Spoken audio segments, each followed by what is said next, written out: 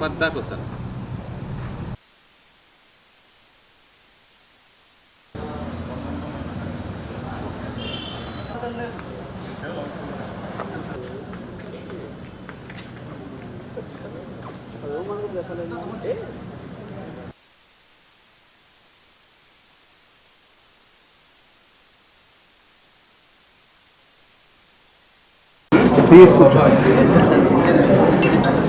CCS teams వారు ఒక మంచి వర్క్ చేయడం జరిగింది.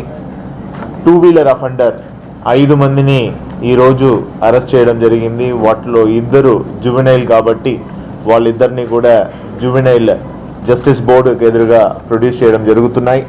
మిగతా 3 కూడా నరేష్, మహేందర్ అండ్ నాని అని అనంతపురం టౌన్కి సంబంధించిన వారే.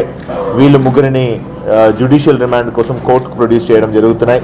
వీళ్ళ దగ్గర నుంచి దాదాపు 24 vehicles Anantapuram 1 town, 2 town, Raptadu, అదేవిధంగా తాడిపత్రి టౌన్ ఇలాంటి ప్రాంతంలో దొంగతనం చేసిన వెహికల్స్ని రికవర్ చేసి ఈరోజు వీళ్ళని రిమాండ్ చేస్తూ అదేవిధంగా వాళ్ళ దగ్గర నుంచి స్వాధీనం చేసే వెహికల్ని కూడా కోర్టు ద్వారా విక్టిమ్స్కి రిలీజ్ చేయడానికి అన్ని ప్రయత్నాలు చేస్తున్నాము.